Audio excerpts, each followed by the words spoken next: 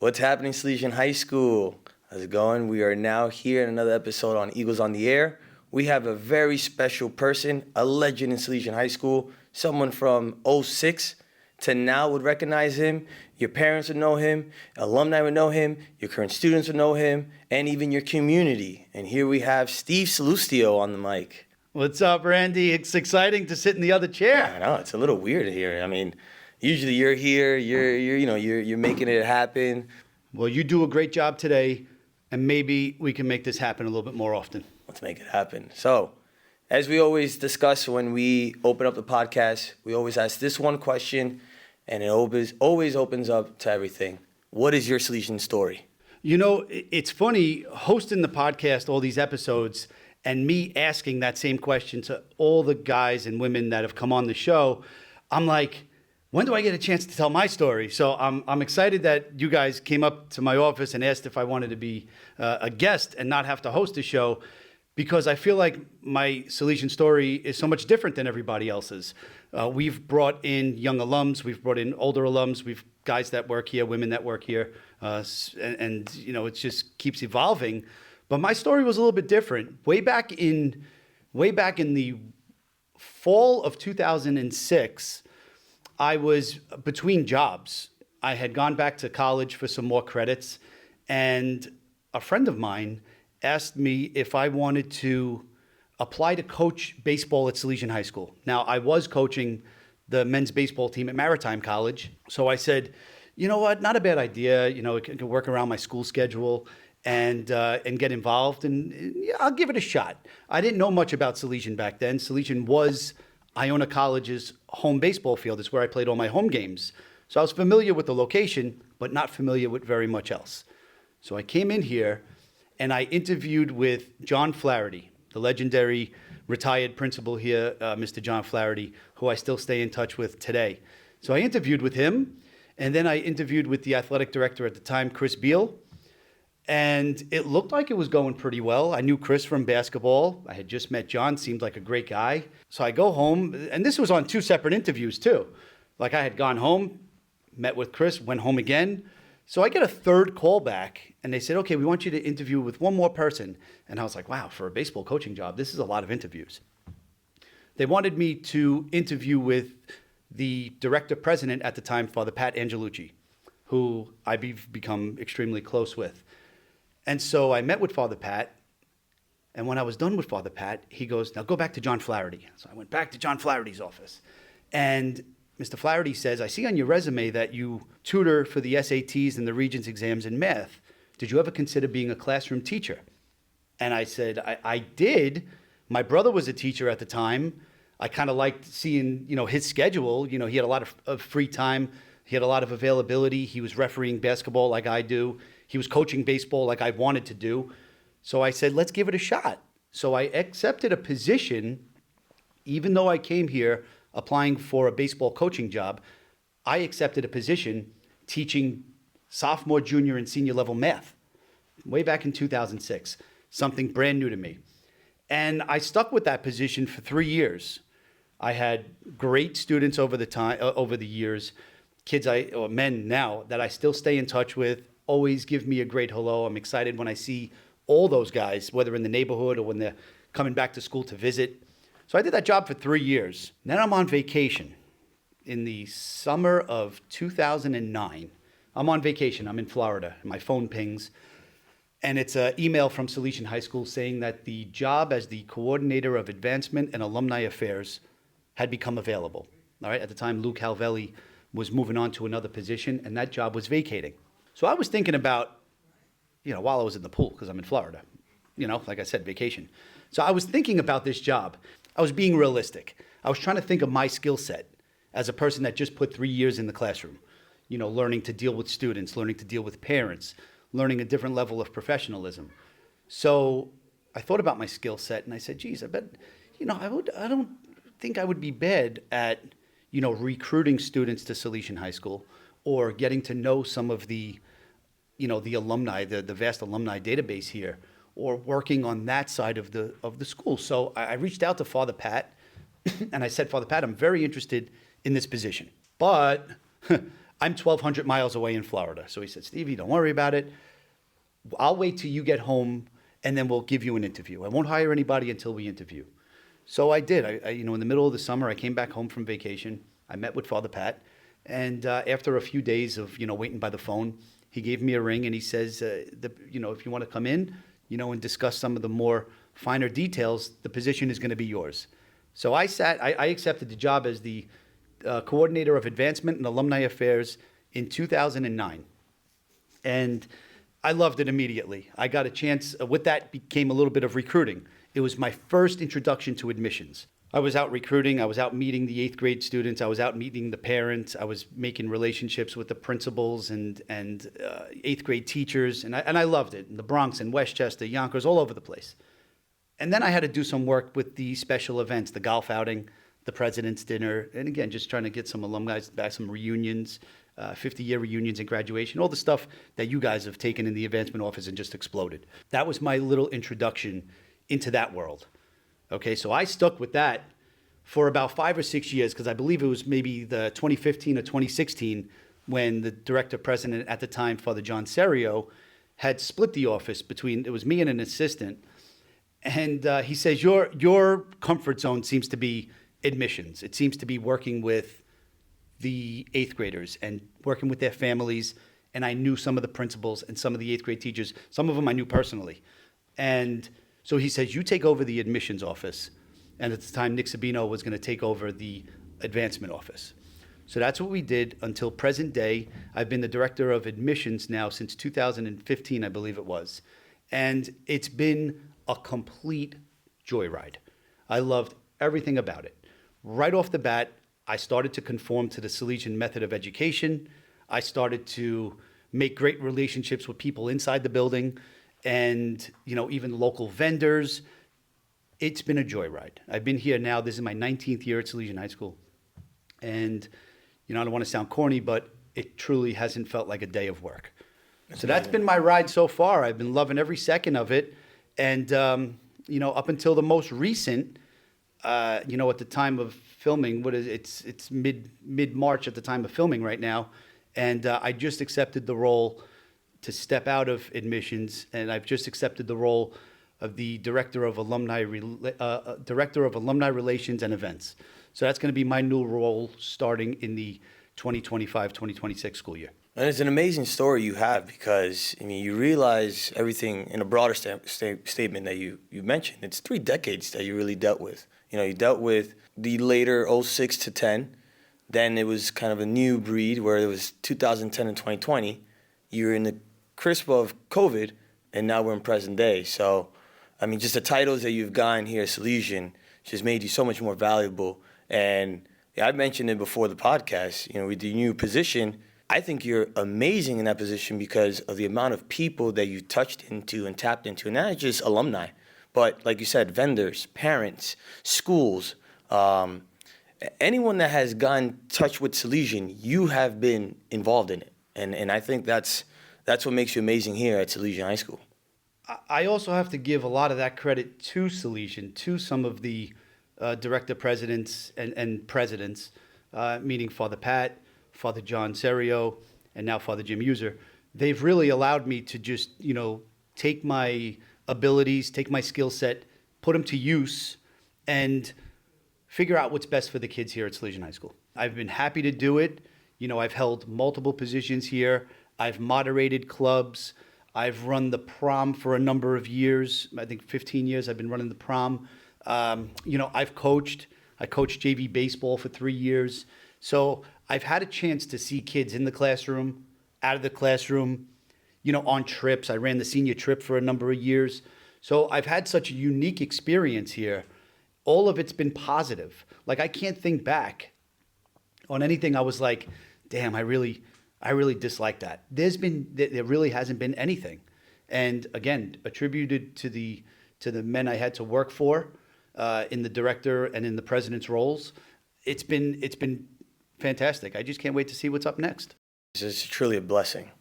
I want to kind of kick back a little bit, and we're going to go step by step, almost title to title. We're going to go back into more of your teaching days.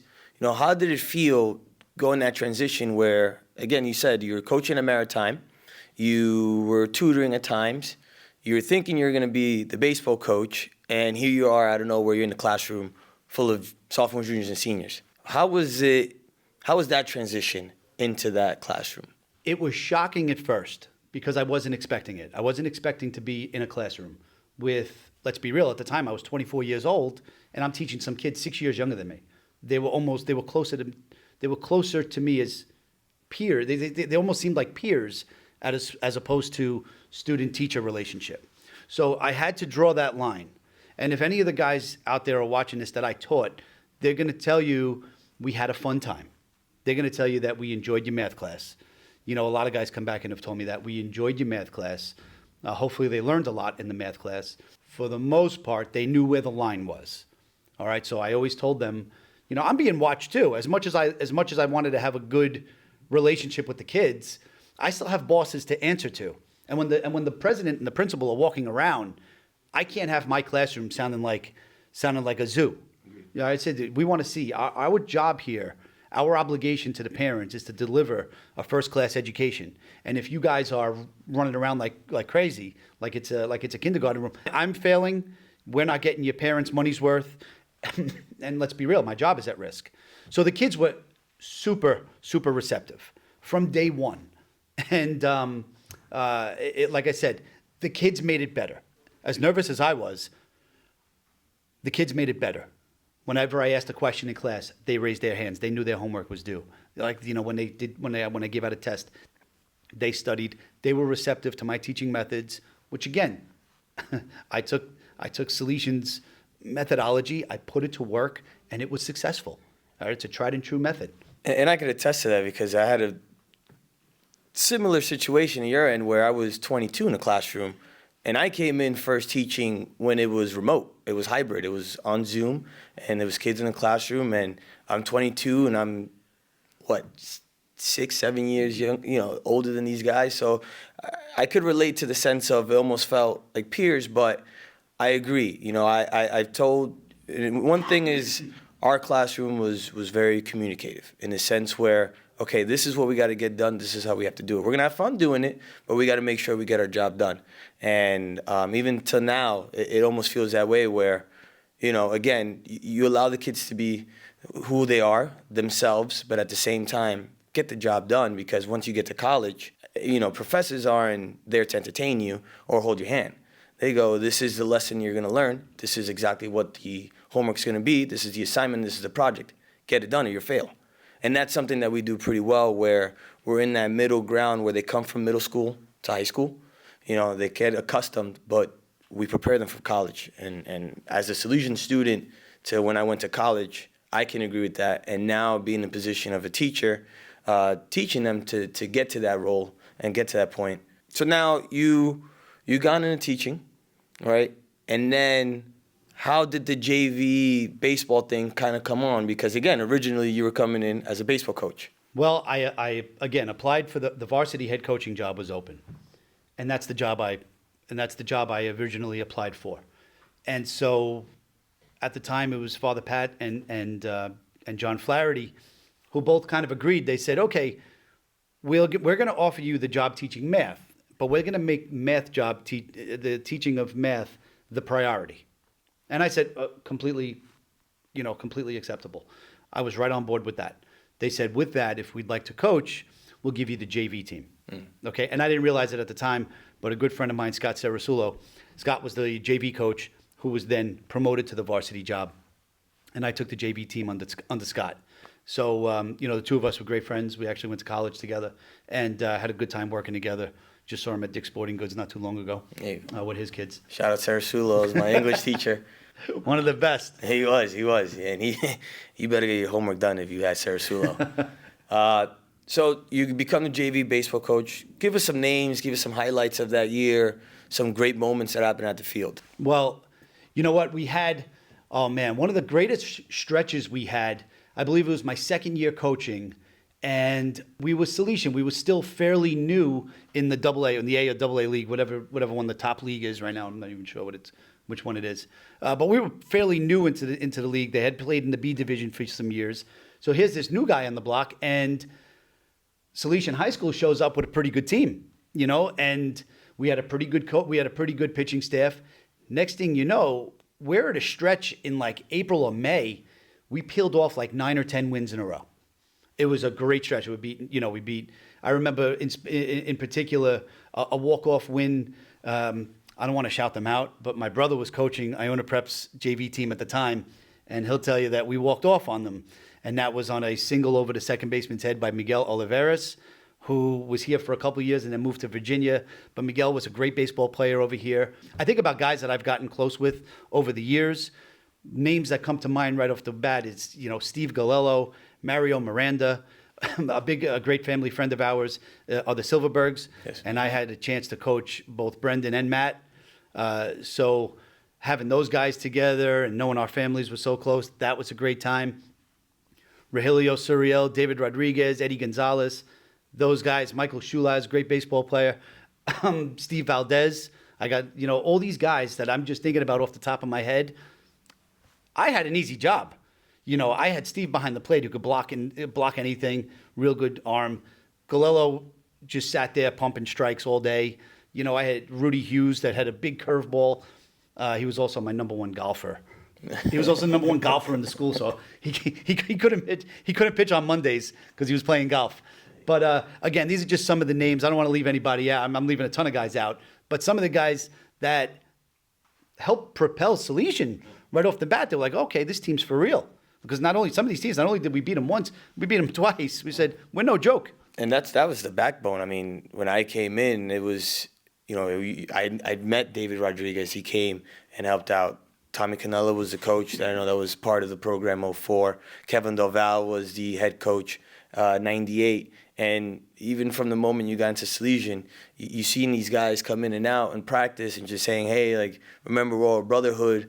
Remember, this is what we did. This is not what you're going to do, and this is where the future is going to head to. And I think we attest that from now, that we tell the guys that are on the team, we've mentioned, and you said it out a little bit, you played Division I baseball, and you know the steps to get there. I was fortunate enough to play Division I baseball, and we had guys around the program that also comes back and tell the students here that how to get there. And it's great memories. I mean, it doesn't matter what team you're a part of. There's always something that connects you back into that. So that's great that you mentioned those names, and that's great that you mentioned. I can imagine there was so many stories there. Oh, tremendous stories. Yeah. So we're coaching. You're in Florida. You call Father Pat. Hey, I'm interested in that advancement, and that was advancement admissions. Kind of talk into a little bit of that, because you mentioned advancement. And then you got in a little bit with admissions. Advancement back then was nothing like it is today, and with the job that you guys have done. But unfortunately, the only downside when I accepted that position was that I had to give up coaching baseball because of the time commitment. I'd be moving into a position in the advancement office and in the administration, and I had to give up baseball. And that hurt. I really loved coaching baseball. I loved the relationships, seeing the kids outside the classroom. I really enjoyed that. So that was a part that hurt a little bit, but I knew that I can do more. I knew I can help the school more if I took that position. So doing work, and I'd like to think one of the better things that I did or we did as like advancement committees and and golf outing committees, way back when, if anybody's watching and they were inducted into the Salesian High School Athletic Hall of Fame, say, I'm going to venture and say 12 years ago or so. It was done at halftime of a basketball game. And it was a nice ceremony. And you get your jersey retired. And, we come on the court, take pictures. Your family is there. But we had an idea. And we said, let's give these guys a proper induction.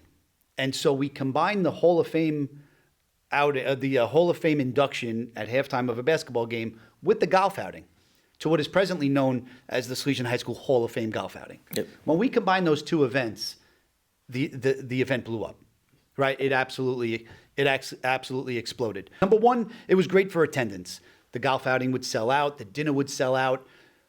But other than that, maybe even more important, inside is it gave the guys we were trying to honor a proper induction. And they felt the whole thing is, we want these guys, especially the guys that graduated from Salesian, we wanted them to feel, we wanted them to feel the love. And I think that's what we were able to do in combining those two events. Yeah, and being a part of the golf outing, you hear the stories and the speeches from the actual inductees, and you can tell how appreciative and how grateful they are to where they've gone to. And then they just, you could see all the familiar faces that they're around, and it gives back that love of Salesian and just appreciation of what they've done to the school, but also the legacy that they continue and still on to this day. So now you're in admissions. Yep. All right, you're in the office. You're now an administrator. How was that transition? Now creating new relationships with eighth graders, talking to parents. What do you look into for an eighth grader to come into Salesian High School, and obviously then eventually go on their careers here? Well, that transition was a little bit easier. I was a part of the administration already. And so I was just basically getting rid of one part. I was no longer going to do the alumni, the advancement position, and I was just going to stick with recruiting, but expand that to admissions. So I was going to take care of transfer students and help the kids throughout the entire admissions enrollment process. And that's what I've been doing. That's been a pleasure. It's been an absolute pleasure. Getting to know all the kids from the local schools, giving opportunity. Probably the best I feel is when I know that a kid gets an opportunity here that he probably would not have gotten anywhere else. I know that I say, you know what, he succeeded because he came to Salesian. That's what makes me feel the best. I've loved the admissions job. Again, I'm moving on to another position, accepting another challenge here at school. And as I told, Father Jim at the time, anything that's going to help Salesian, put me down. The answer is yes for me. But doing the admissions job, the transition wasn't terrible. It was actually pretty simple. We've expanded that office as well. I'm happy to say that we've added Tremendously. Yeah, we've added, an information session at scholarship. When the kids are taking the scholarship exam, the parents get an information session. That was a new event. We revamped the accepted students night. We added a scholarship and grant recipients dinner. We've added all these events, just to showcase this place. And so I'd like to think that I'm leaving a mark on admissions. I hope so. And to whoever takes over the admissions office, I just want to know that it was left in the best of hands. You've seen it on social media. Steve has been all over, and sometimes you'd be scrolling around Instagram or Facebook, or you're going through a story, and then here comes Steve, and with the point of the finger and doing the tour. I mean, you're really well known in the community, and I'm gonna say this back to the giving opportunities to kids. I was myself, a kid from the Bronx that didn't really know about Catholic schools at all, and I got the opportunity to find out a little bit more about Salesian High School, and I remember going into your office as an eighth grader with my parents, and you're discussing how the school is, what it could do for you, where it could lead you to, and I mean, and it's funny too because as a student at that time, I didn't really see you more as like the guy behind the desk. It was more of you were guiding, and it's just a different feeling than as a teacher. And I think that's what makes you special is you can relate to a lot of the parents that come here. You can relate a lot to the kids, and you give more of a personal aspect. And that's why Salesian has that home body, because that welcoming experience that you get at Salesian, you won't get it anywhere else. And you're a big part of it. Well, I always said the process of Salesian being a home needs to happen from the second they step on campus. And very often, the first time an eighth grader steps on campus is going to be with me in the recruiting process. And so I always tried to keep it relational. I always tried to get to know the kids. This way, if I saw him a second time, I remembered the kid's name and where he came from. And then like that stuff makes the kids feel good. It makes them feel like at home. I wanted that to happen from the get-go. Exactly. And also the shadow program that Yep. you've done really well with, getting us teachers informed about it. The students are really excited always to receive an eighth grader and show them the school. It's just been a great experience in that end overall. So now that we are in that new position, what is something that you are looking forward to achieve, and what's something that you want to evolve? I want to get greedy. That's what I want. I want to be selfish, if I might say. I want to see as soon as I said the title said the Director of Alumni Relations and Events. I said, first names that came to mind, or the first groups of guys that came to mind, were the guys I taught. Okay, the guys from 06, 07, 7, 8, 8, and 9. Those 3 years of guys that I taught in the classroom, as well as the boys that were here as long as I've been here, those are the ones I want to see back. Okay? And it's not, you're going to have to come back and spend all your money. We want you to be back. We want you to feel like you still go to school here. Feel like Salesian High School is still part of your life. My goal, I have a few. I don't want to let out any of my secrets until I officially move into the position, but I will give you a sneak peek and say that my goal is to get a specific number, which is in my head, of students from the last 19 years more involved in Salesian. So I see those guys 4 or 5 times a year on this campus. That's my goal. That'd be great for the school overall. That'd be great for the spirit, and that'd just be great for the Salesian community. I'm looking forward to it. It is going to be challenging. It's not going to be easy. Nothing worth having is easy. But let's go. We got a challenge ahead of us. Let's get this done. And it's been a pleasure to have Steve Sallustio and Eagles on the Air. This is Rainy Tavares, and I hope to catch you on the next episode.